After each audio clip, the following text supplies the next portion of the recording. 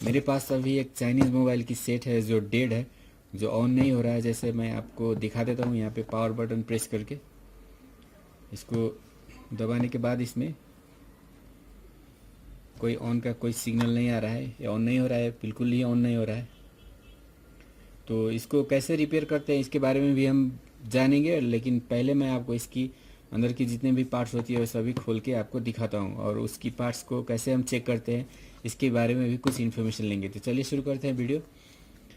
तो कोई भी मोबाइल ओपन करने के लिए आपको पहले इसका बैक कवर निकालना ज़रूरी होता है। तो आप देख सकते हैं यहाँ पे एक पिंक कलर का कवर है। तो पहले हम इस कवर को निकालते हैं। कवर को निकालने के लिए क्या करना है, जैसे आप कहीं पे इसका ओपन करने के लिए कोई छोटा सा पॉइंट दिया होता है, तो इसमें यहाँ देखते हैं, यहाँ पे आप देख सकते हैं इसमें एक छोटी सी पॉइंट है। तो आप इस पॉइंट को, तो किसी भी मोबाइल को ओपन करने के लिए सबसे पहले उसका बैक कवर को ओपन करना होता है, उसके बाद इसके अंदर जो बैटरी होती है उसको निकालना होता है। तो चलिए मैं पहले इस बैक कवर को ओपन कर लेता हूँ। बैक कवर को ओपन करने के लिए,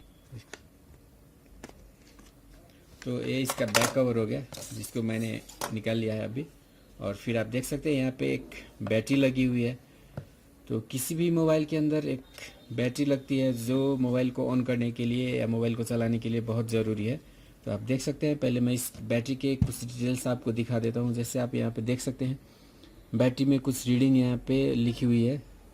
जैसे सभी मोबाइल, जितने भी मोबाइल्स आप यूज़ करते हैं, मोबाइल छोटे हो या बड़े हो, उस सभी में आपको 3.7 वोल्ट की बैटरी मिल जाएगी। किसी किसी मोबाइल में 3.8 वोल्ट की बैटरी होती है, नहीं तो मोस्ट ऑफ द मोबाइल्स में आपको 3.7 वोल्ट की बैटरी मिलेगी। तो ये बैटरी, इसके अंदर भी जो बैटरी है वो 3.7 वोल्ट की है। लेकिन बैटरी का वोल्टेज सभी में सेम है, तो इसका पावर के लिए हमको इसका एम्पियर देखना ज़रूरी होता है। तो इसका एम्पियर कहाँ पे लिखा है देखते हैं। इसके बगल, वोल्टेज के बगल में आप देख सकते हैं 1880 mAh लिखा हुआ है। तो ये इसका एम्पियर हो गया। तो आप ये वोल्टेज और एम्पियर को मल्टीप्लाई करेंगे तो इसका पावर निकल जाएगा। तो इस बैटरी का टोटल पावर 7 वाट है, 7 वाट पर आवर। इस तरह से किसी भी बैटरी को आप जब भी रिप्लेस करना हो तो आप उसका वोल्टेज से आपको उतना मतलब नहीं होता है, आपको एम्पियर मैच करना होता है। जैसे इसको अगर रिप्लेस करना है, बैटरी अगर डैमेज हो, तो इसको रिप्लेस करते वक्त आपको क्या करना है, इसका जो एम्पियर यहाँ पे लिखा हुआ है, इसका एम्पियर वो ले या इससे ज़्यादा एम्पियर ले। तो ही क्या होगा, आपका जो बैटरी है वो उसका बैकअप पहले जैसा हो पाएगा। अगर आप कम एम्पियर का बैटरी लेते हैं तो आपका जो बैटरी का बैकअप है वो कम हो सकता है, और किसी किसी केस में आपका मोबाइल ऑन नहीं होने का चांसेस भी हो सकता है। तो ये बैटरी को निकाल लेते हैं पहले।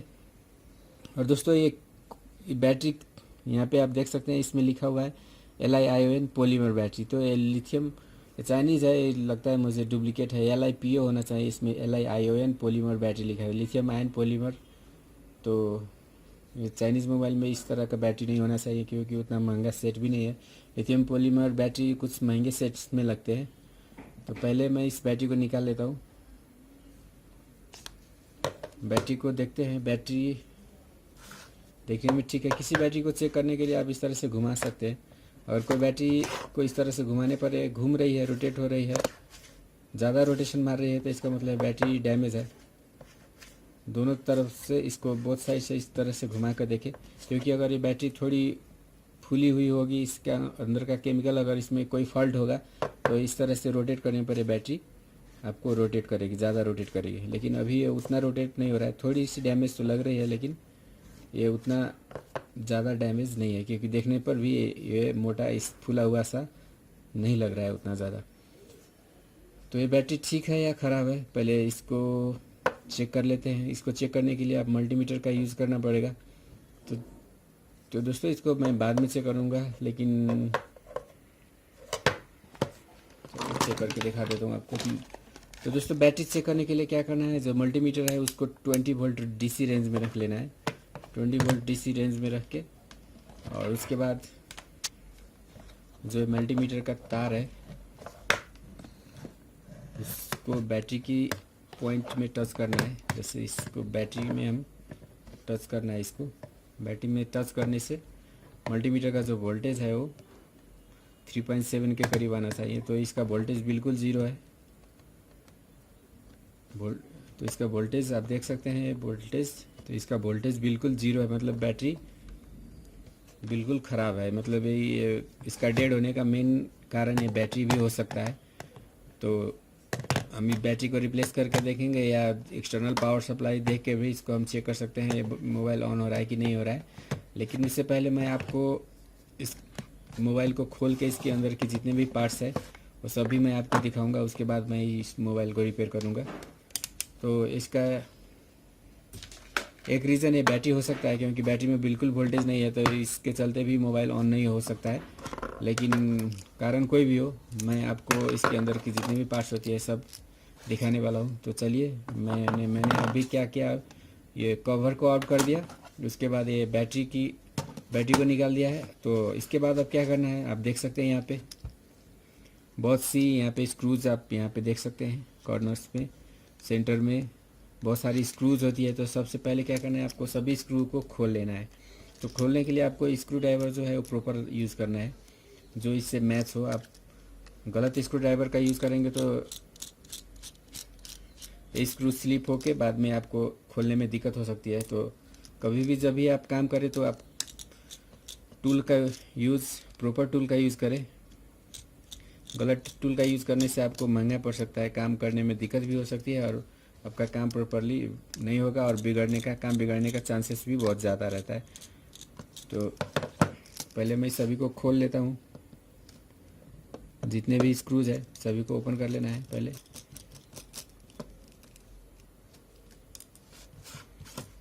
स्क्रू को अच्छी तरह एक प्रॉपर जगह पर रखें जिससे वो मिसप्लेस ना हो। स्क्रू मिसप्लेस होने से इसका जो फिटिंग होता है वो उतना अच्छा नहीं होता है। आपको फिटिंग जब अच्छा नहीं होगा तो मोबाइल अच्छा नहीं देखेगा।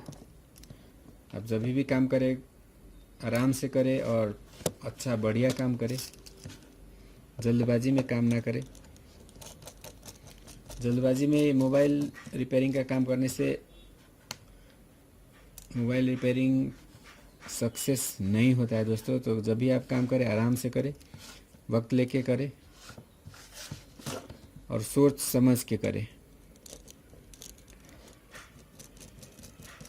ये तो स्लिप लगता है, ये सिर्फ घूम ही रहा है, तो ठीक है। मैंने अब स्क्रू सभी को आउट कर लिया है। तो अब इसको क्या करना है, जो ये हमारा जो था ये बैक पैनल का कवर था, ये पीछे का जो बैक कवर था, उसके बाद ये बैटरी हो गया, और इस कवर को इंटरमीडिएट कवर कर बोलते हैं। तो इसके अंदर जितने भी पार्ट्स होती है मोबाइल की अंदर की पार्ट्स, जैसे स्पीकर, माइक, वाइब्रेटर, बोर्ड वगैरह, वो सब भी क्या होता है इसी के अंदर रखी गई होती है। तो इस तरह की कवर को इंटरमीडिएट कवर बोला जाता है दोस्तों। कवर या हाउसिंग भी आप बोल सकते हैं। तो इसको निकालना है। उसके बाद आपको जो ऊपर का है, ऊपर एक टच हो गया, इसके अंदर डिस्प्ले है। तो इसको निकालने के लिए आपको एक इस तरह का टूल ज़रूरी होता है जिसको ओपनर बोला जाता है। तो मैं ओपनर का यूज़ करके इसको खोलने की कोशिश करता हूँ। आप जब भी यूज़ करें इस तरह का ओपनर यूज़ करें, या तो चाहे तो आप अपनी नेल को भी यूज़ कर सकते हैं। इस तरह से नेल से इसे करके भी आप ओपन कर सकते हैं, लेकिन ओपनर यूज़ करें तो ज़्यादा बेहतर होगा। तो इसको थोड़ी सी गैप बना के इसे स्लाइड करना है। धीरे से स्लाइड करें। स्लाइड करने पर जो ये इंटरमीडिएट और फ्रंट के बीच में कुछ लॉक्स होती है तो लॉक ओपन हो जाएगी, उसके बाद ये आराम से निकल जाएगी।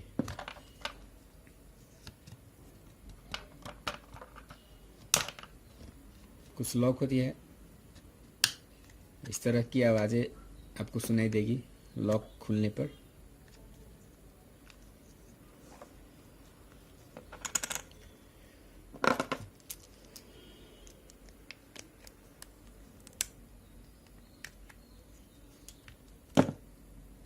इधर का लॉक्स कुछ ज़्यादा टाइट लगता है, इसीलिए मैंने स्क्रू ड्राइवर का यूज़ किया है। तो कोई लॉक अगर नहीं खुले तो आप स्क्रू ड्राइवर, जो माइनस स्क्रू ड्राइवर होता है, उसका यूज़ करके भी आप इसको थोड़ी पुल कर सकते हैं। लेकिन इस तरह का प्लास्टिक का ओपनर यूज़ करने पर आपका जो स्क्रैच लगने का चांसेस नहीं होता है। लेकिन अगर एक काम नहीं करे तो आप इस तरह का मेटल का स्क्रू ड्राइवर का यूज़ भी कर सकते हैं। तो ये कवर अब लगभग ओपन हो चुका है। अब कवर बिल्कुल ओपन हो चुका है। इसको आराम से निकालना है, ज़बरदस्ती नहीं करना है। तो दोस्तों यहाँ मैं आपको दिखा देता हूँ इसमें एक हल्की सी प्रॉब्लम क्या हो गई है। जैसे ये जो स्क्रू था, इसको होल्ड करने के लिए ये जो पार्ट था ये तो स्लिप हो चुका है, स्क्रू के साथ ही ये घूम रहा है, तो इसीलिए ये अड़का रहा था, ये हमारे बोर्ड को निकलने में थोड़ी दिक्कत कर रहा था। तो चलिए मैं इंटरमीडिएट कवर को यहाँ पे निकाल चुका हूँ, तो मैं इसके अंदर की कुछ पार्ट्स की इन्फॉर्मेशन मैं आपको दे देता हूँ। जैसे ये कवर कुछ इस तरह से लगा हुआ था, तो ये निकालने पर जैसे यहाँ देख सकते हैं आप, यहाँ पे कैमरा का पोजीशन है, नीचे कैमरा है, और उसके बाद ये जो है ये पार्ट ये फ्लैश है, यहाँ पे आप नीचे देख सकते हैं, यहाँ पे फ्लैश लाइट लगा हुआ है, एक ये फ्लैश है, ये नीचे ये बैक कैमरा हो गया, ये फ्लैश हो गया, और उसके बाद एक छोटी सी पार्ट एक बैटरी है। ओके, और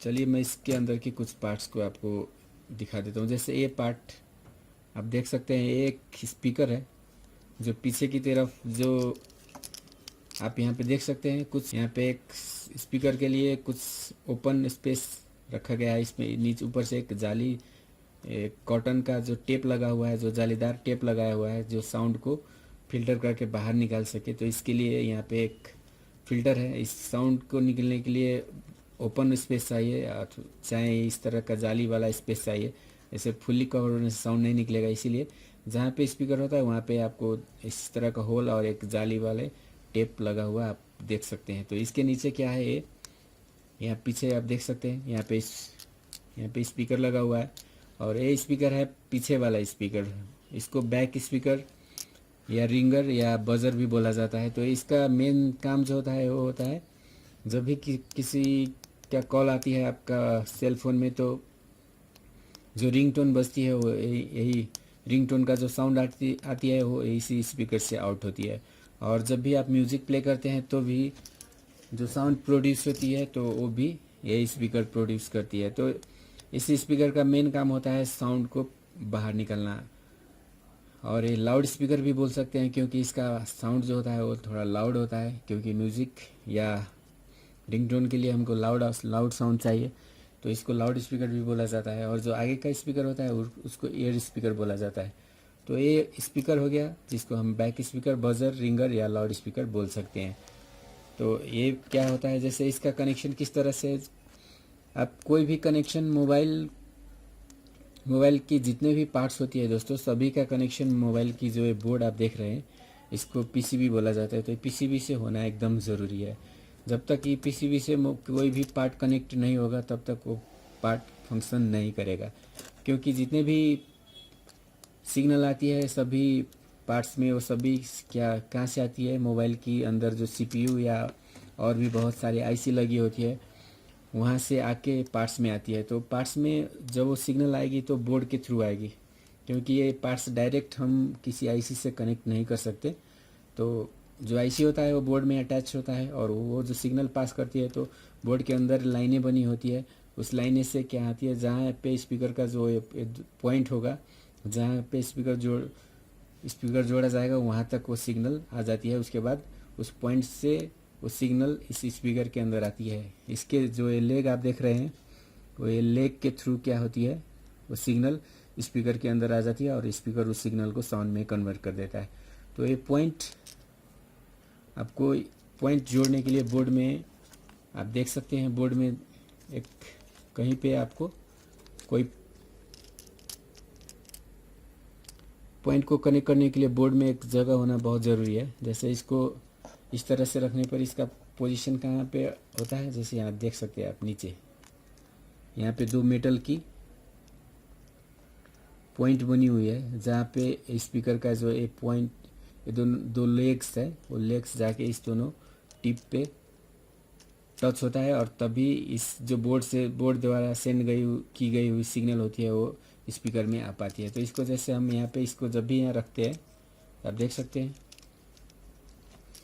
इसको इस तरह से रखने पर क्या होता है, स्पीकर का जो एक लेग है, स्पीकर का जो ये दो लेग है वो यहाँ पे ये दोनों पॉइंट पे टच हो जाता है, और फिर स्पीकर काम करती है। तो ये दोनों पॉइंट को टिप बोला जाता है। जो बोर्ड में जो पॉइंट बनी होती है डिफरेंट पार्ट्स को जोड़ने के लिए, उसको टिप बोला जाता है। तो ये दोनों टिप हो गया स्पीकर के लिए। उसके बाद ऊपर में भी आपको दो टिप यहाँ पे दिख रही है। तो ये टिप किसके लिए है, चलिए देख लेते हैं। ये टिप जैसे हम यहाँ पे इस तरह से अगर इसको रखेंगे तो वो टिप जो है वो यहाँ पे टच होगी, ये दोनों पॉइंट पे।